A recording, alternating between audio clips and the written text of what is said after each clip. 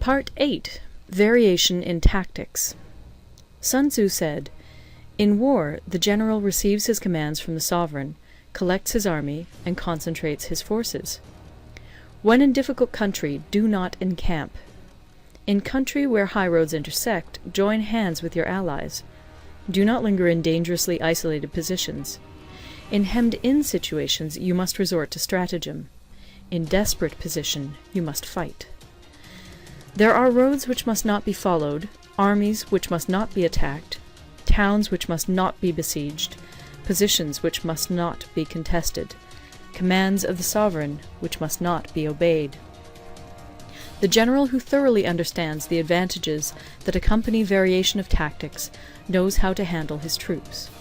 The general who does not understand these may be well acquainted with the configuration of the country, yet he will not be able to turn his knowledge to practical account.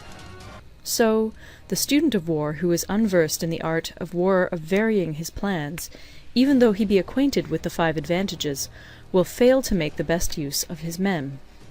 Hence, in the wise leader's plans, considerations of advantage and of disadvantage will be blended together. If our expectation of advantage be tempered in this way, we may succeed in accomplishing the essential part of our schemes.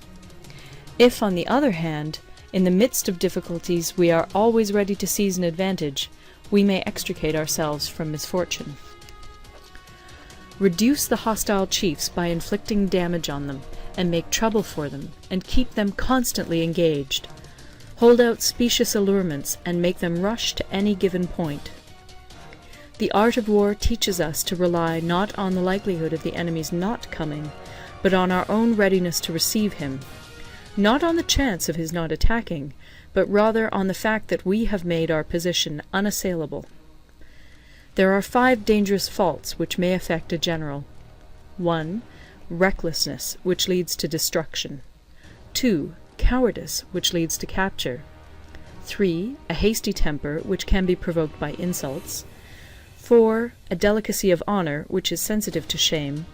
5. Over-solicitude for his men, which exposes him to worry and trouble.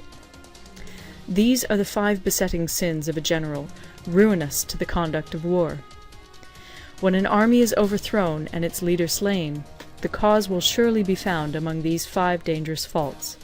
Let them be a subject of meditation. End of Part 9. Recorded in Toronto, Ontario by Moira Fogarty, October 2006.